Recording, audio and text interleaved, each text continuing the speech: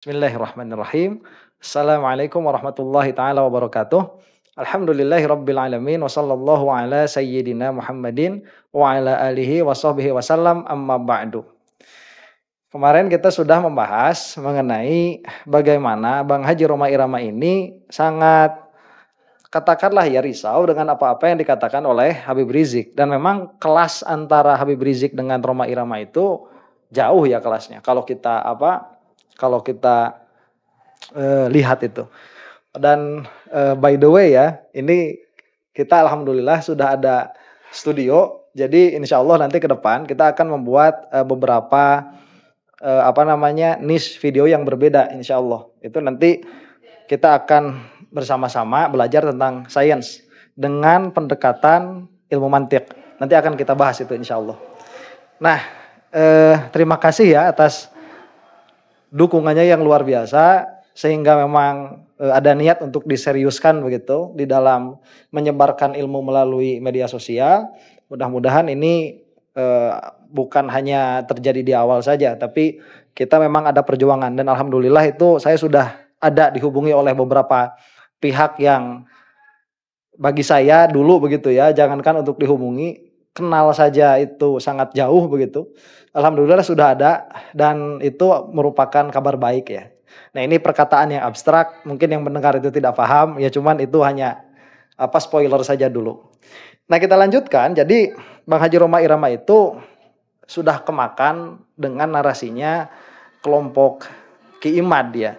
Dari apa? Dari apa-apa yang dia katakan. Yaitu misalkan nanti berbicara, kemarin dia ya sudah berbicara mengenai karomah-karomah yang katanya itu di luar nalar, dan itu bisa mengakibatkan kepada kemusyrikan, bisa menjauhkan umat dari akidah.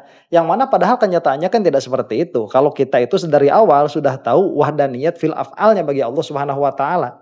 Jadi kalau orang yang tidak mengaji tauhid, jangankan kisah-kisah yang terkesan karomah begitu ya, datang ke dokter untuk berobat pun itu bisa musyrik. Jadi kalau misalkan yang dikhawatirkan oleh Bang Haji Roma Irama itu adalah kemusyrikan dari kisah-kisah khariqunil adat yang suka dibicarakan oleh Bani Ba'alwi, itu sebetulnya jadi tidak relevan.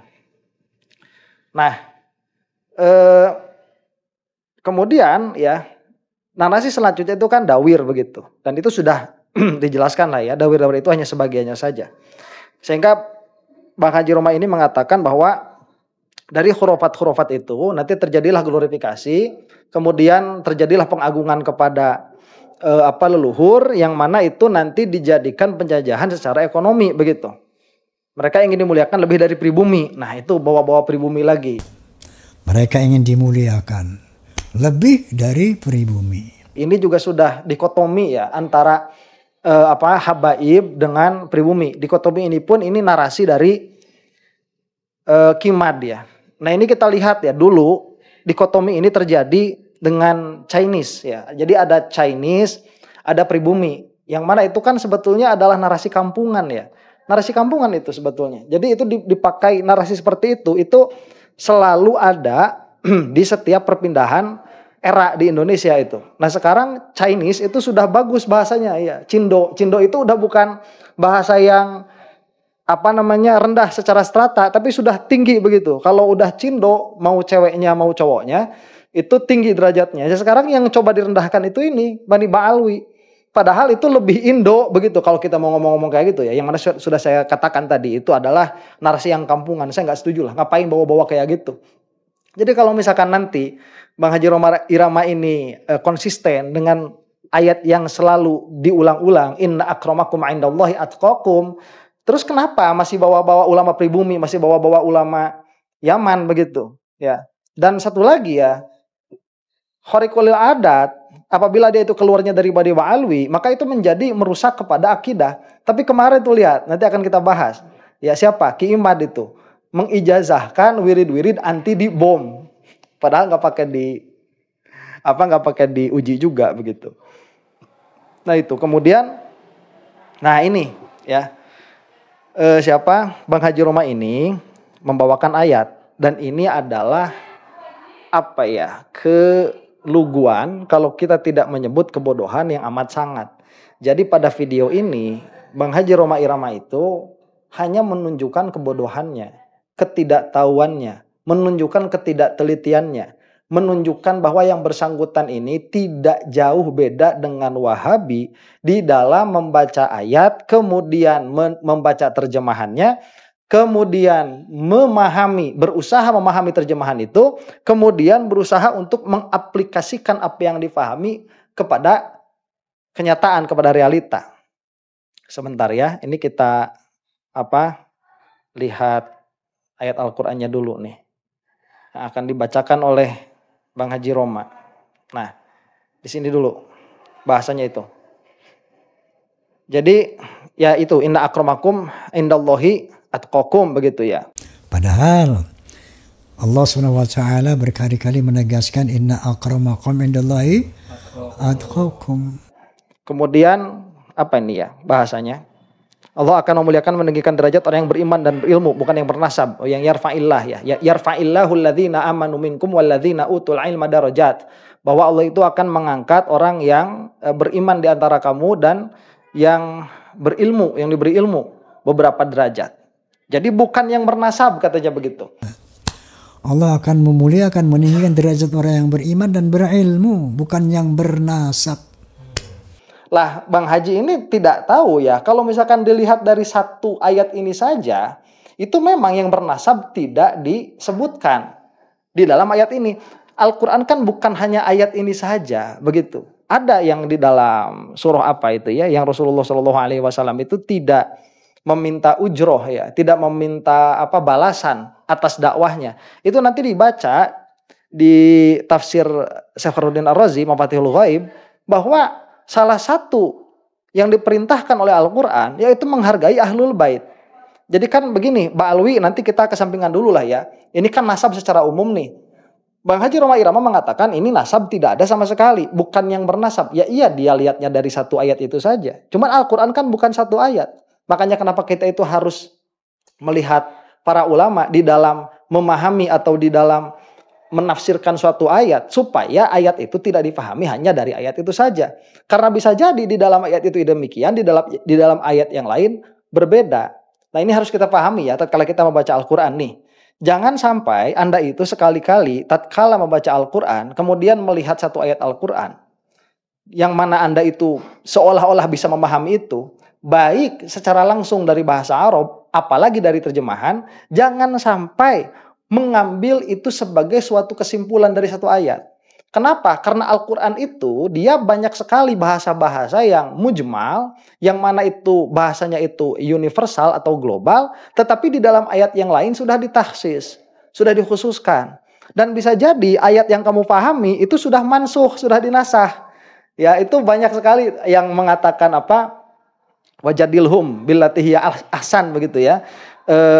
Mujadalahlah dengan cara yang baik. Itu kalau di dalam tafsir As-Sawi, salah satu ayat yang semakna dengannya, yaitu harus lemah lembut kepada orang-orang yang kufar, itu sudah mansukh dengan ayat perang itu. Itu sudah tidak relevan begitu. Dipakai untuk difahami, kemudian diaplikasikan di dalam realita karena ayat yang dimaksud ini sudah mansukh. Mansukh apa ini? Bukan mansukh hukum, ya, bukan mansukh orsamnya, bukan mansukh tulisannya. Nah itu. Dan ini pun nanti yang akan dikeluarkan oleh Bang Haji Roma Irama. Karena coba lihat ya, kalau kita ini mau istidlal, menafikan suatu perkara, maka kita harus berdalil dengan dalil yang memang menafikan perkara itu. Jadi yarfa'illahu alladzina amanu minkum walladzina utul ilma darajat, itu menunjukkan atau mengisbat kelebihan orang yang berilmu yang disatukan dengan keimanan atas yang lain. Ini tidak menafikan tidak menafikan keutamaan dari segi yang lain. Ini amal soleh nggak disebut loh. Masa begini, yarfa'illahu alladzina amanu minkum walladzina utul ilma darajat. Tuh yang ditinggikan derajat oleh Allah itu orang yang berilmu, bukan yang beramal soleh. Bukan yang meninggikan bukan yang menghargai orang tuanya, bukan yang cinta kepada nabinya, bukan yang berilmu. Masa mau seperti itu? Nanti semua dinafikan. Sodakoh nggak disebutin, bukan itu yang akan tinggikan derajatnya oleh Allah Subhanahu wa taala. Kemudian apa namanya? Yang berpuasa, bukan itu yang akan ditinggikan derajatnya. Masa seperti itu? Itu ayat menunjukkan kepada subut fadilah bagi bagi syahsun, bagi individu yang memiliki dua kualitas ini, yaitu iman dan ilmu. Ini tidak menafikan yang lain. Yang lain itu tersebut dengan ayat yang lain. Begitu. Misalkan yang orang-orang soleh itu kan sering ya alladzina amanu, misalkan orang-orang yang beriman, wa amilus solihat, dan orang-orang yang beramal soleh. Berarti di situ kan yang beramal soleh, bukan yang berilmu. Jadi ini harus satu-satu dalam pengertian nanti dalam ayat yang ini kualitas inilah yang ditonjolkan, dalam ayat yang lain kualitas itulah yang ditonjolkan. Dan ini akan kita lihat nanti ya. Nah, jadi sudah salah istidlalnya Bang Haji Roma Irama ini. Tatkala mengatakan Allah akan memuliakan, meninggikan derajat orang yang beriman dan berilmu, bukan yang bernasab. Ngapain itu disebut bukan yang bernasab itu? Bukan yang bernasab. Apa yang disebut? Ya berarti bukan pula yang bernyanyi. Bukan pula yang berambut palsu begitu. Berarti itu semua bukan. Enggak, ini tidak ada nafinya dalam ayat ini begitu. Kemudian, nah mereka mengatakan lagi itu orang alim. Kenapa dikatakan lebih rendah dari habaib yang bodoh sekalipun dia gila? Karena ilmu orang-orang itu, kalau dia gila ilmunya hilang, tapi namanya habib begitu ilmunya. Nah ini kan apa namanya yang dikatakan Bang Haji Roma Irama ini menukil perkataannya siapa namanya Habib Bahar ya, Habib Bahar bin Smith. Yang mana pada saat itu Habib Bahar pun beliau itu sedang membacakan qaulnya para ulama. Itu saya masih ingat beliau itu sedang membacakan qaulnya Imam As-Sindi. Jadi Imam As-Sindi itu beliau ditanya mutlakon ya, siapa yang lebih berhak untuk diutamakan? Apakah orang alim atau sayyid lah begitu yang memiliki keturunan Nabi Muhammad SAW. Nah, Imam As-Sindi ini beliau itu istidlal ya, melihat nih kan beliau itu menundukkan pandangannya, kemudian melihat bahwa keduanya pun ini ada keutamaannya. Jadi sebagai zuriyahnya Nabi Muhammad SAW itu ada keutamaan darah, kemudian dari ilmu itu ada keutamaan warisan Nabi Muhammad SAW. Nah kemudian berdalil qaddimu Quraisyan wala tuqaddimu Quraisyan. Jadi dahulukanlah orang Quraisy, jangan kalian itu mendahului orang Quraisy. Nah itu karena ada kekuresan, apalagi di situ ada kezuriyahan dari Nabi Muhammad SAW, maka itulah yang diutamakan begitu. Itu dalilnya. Itu yang Mas Sindi. Kemudian yang lain mengatakan itu istidlal dengan apa? Dengan yang satu ini keutamaannya adalah arodi, yang satu keutamaannya dzati. Maka yang keutamaannya dzati ini lebih diutamakan. Ini bukan hanya Ba'alwi loh ya. Zuriyahnya Nabi Muhammad SAW. Tatkala dia ada pada kenyataan begitu. Misalkan yang jelas nih nanti kan ada Imam Mahdi tuh. Imam Mahdi itu jelas lah. Ini kan nggak tahu dari Ba'alwi atau bukan. Kalau misalkan Ki Imad mah nggak bakalan percaya itu dari Ba'alwi karena mereka itu sudah tidak percaya bahwa Ba'alwi ini keturunan Nabi Muhammad SAW. Nih lihat ya. Imam Mahdi itu dari manapun dia, yang jelas dia adalah zuriyahnya Nabi Muhammad SAW. Kalau kata Roma Irama,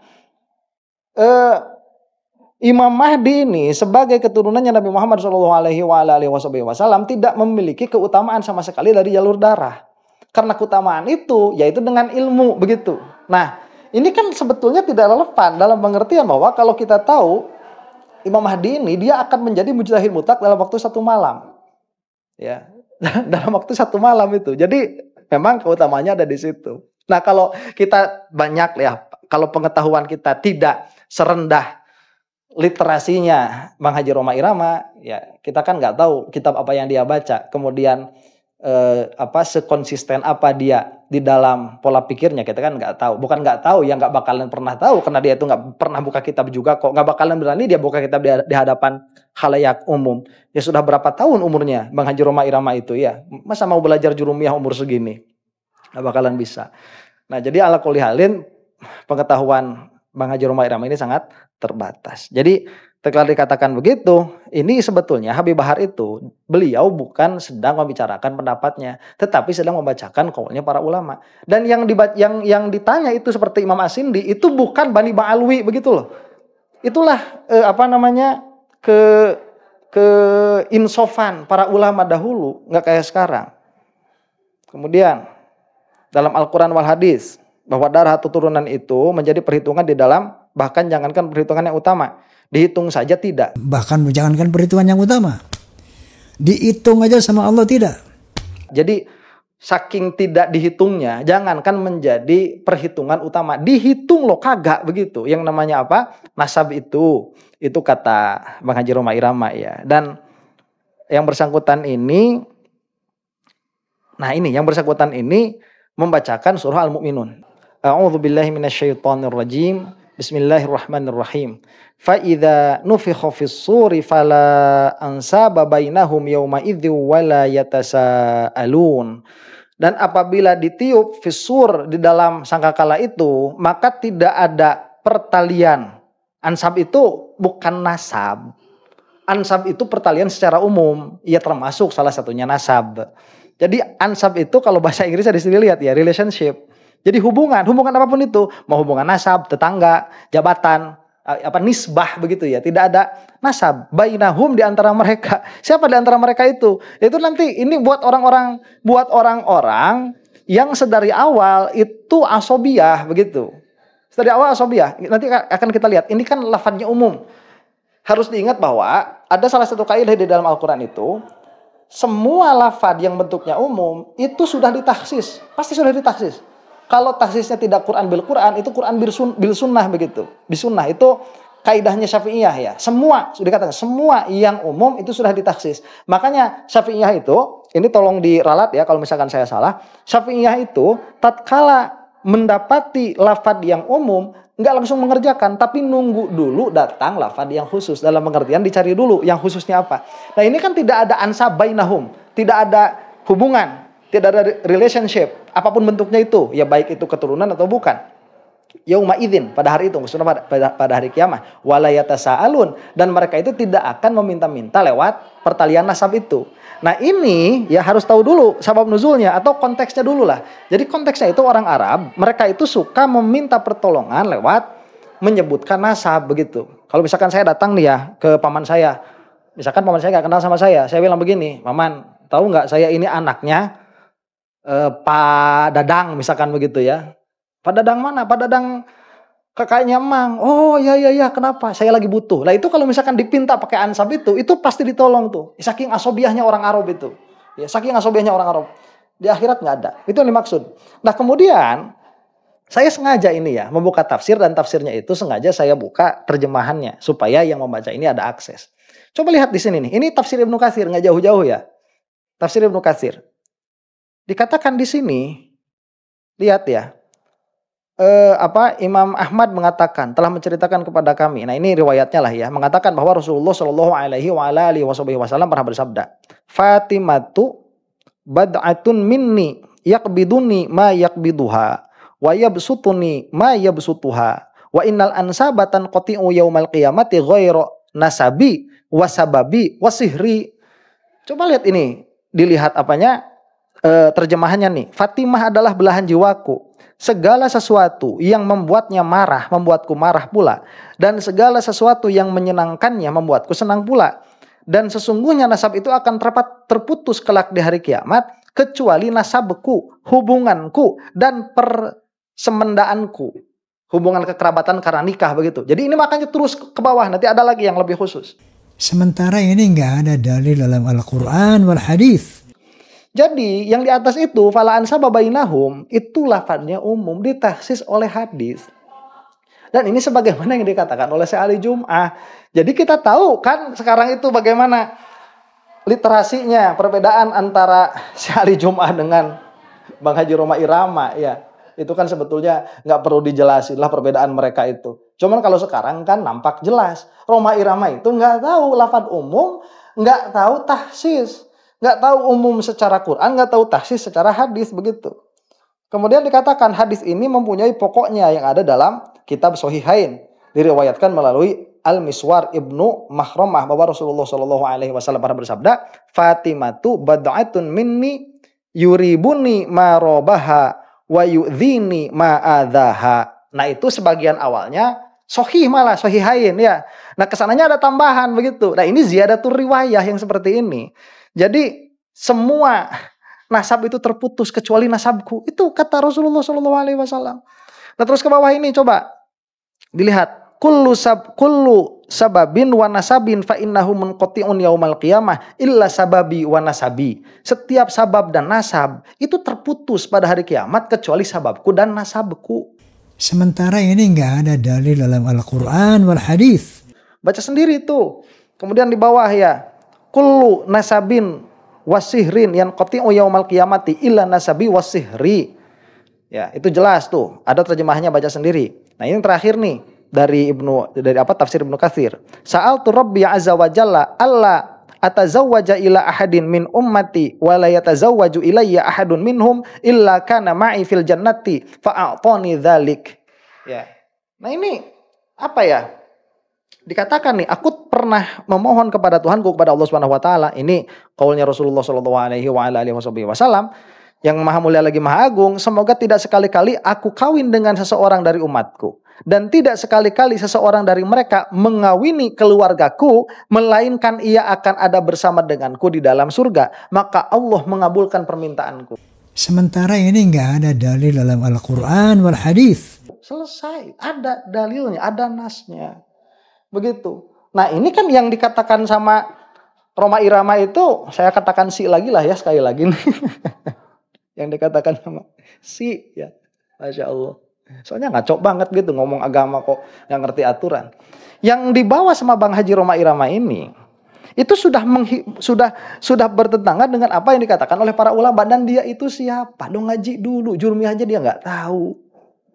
Kok mau masuk ke dalam pembahasan tentang nasab kemudian mengatakan secara mutlakon bahwa nasab itu jangankan diprioritaskan, diperhitungkan pun tidak. Bahkan jangankan perhitungan yang utama, dihitung aja sama Allah tidak.